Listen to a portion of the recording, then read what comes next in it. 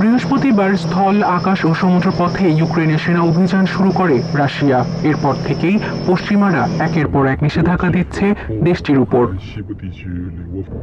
বিভিন্ন দেশে থাকা রুশ কেন্দ্রীয় ব্যাংকের সম্পদ জব্দের ঘোষণা দেয় ইউরোপীয় ইউনিয়ন, যুক্তরাষ্ট্র, যুক্তরাজ্য সহ বেশ কয়েকটি পশ্চিমা দেশ।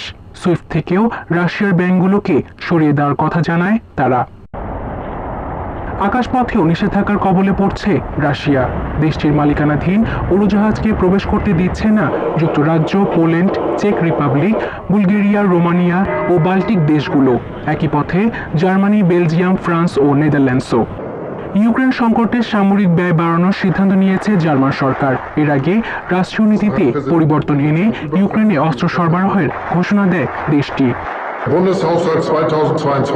ইউক্রেনে আগ্রাসনের স্পষ্ট প্রতিক্রিয়ার দরকার আছে। সেই কারণে শনিবারই ইউক্রেনে অস্ত্র সরবরাহ করার সিদ্ধান্ত নিয়েছি আমরা।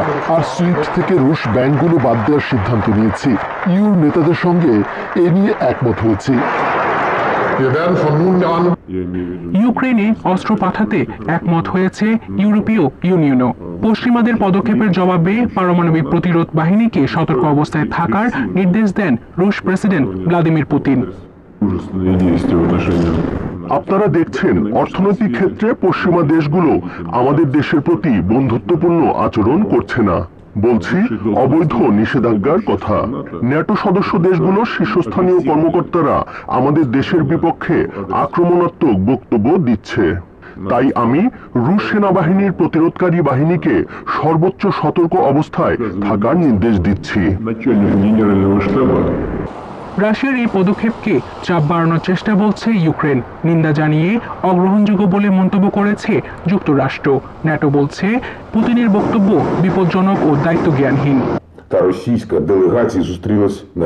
এদিকে বেলারুশ সীমান্তে রাশিয়ার সঙ্গে বৈঠকে রাজি জানিয়ে ইউক্রেনের প্রেসিডেন্ট ভলোদিমির জেলেনস্কি বলেছেন, কোনো পূর্ব শর্ত ছাড়াই আলোচনা হবে। বেলারুশের প্রেসিডেন্টের সঙ্গে ফোন আলাপের পর এর সম্মতি জানান তিনি।